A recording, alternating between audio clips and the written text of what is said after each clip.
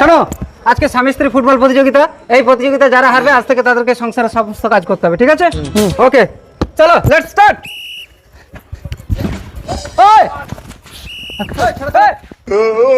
দাঁড়া দাঁড়া দাঁড়া, আমার বউকে আমি মারবো। এই যে মিস্টার স্বামী, মারছো মারো, রাতে কোথায় শোবে সেটা ভেবে নিও। দের এই জন্য স্বামী স্ত্রী খেলতে নেই, আমি খেলবোই না। আচ্ছা, তাহলে তোমাদের টিম থেকে একজন মাইনাস হয়ে গেল। তোমাদের সেইভাবে খেলতে হবে যাতে ছেলেদের সম্মানটা থাকবে। ওকে, লেটস স্টার্ট। হ্যাঁ, আরে রেফারি, আপনি খেলছেন কেন? ও আচ্ছা, সরি সান ভাই।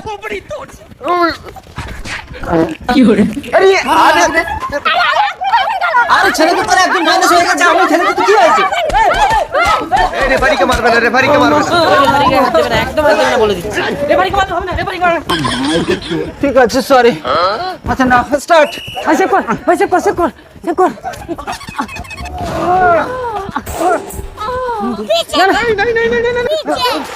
না না, হবে না হবে না, আমাদের প্লেয়ারকে জাপটে ধরে রেখে গোল দিয়েছি। তুই বল না ধরে তোর বউকে জাপটে ধরলি কেন? আমি কি, ও তো চাপটে ধরে পড়লো। না না, আমি ওকে জাপটে ধরে পড়িনি, ও আমাকে জাপটে ধরে আমার গায়ের উপর শুয়েছে।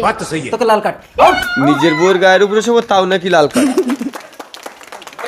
এই রাউন্ডে মেয়েরা 2 গোল দিয়ে দিয়েছে, ছেলেরা 0, মেয়েরা এগিয়ে আছে।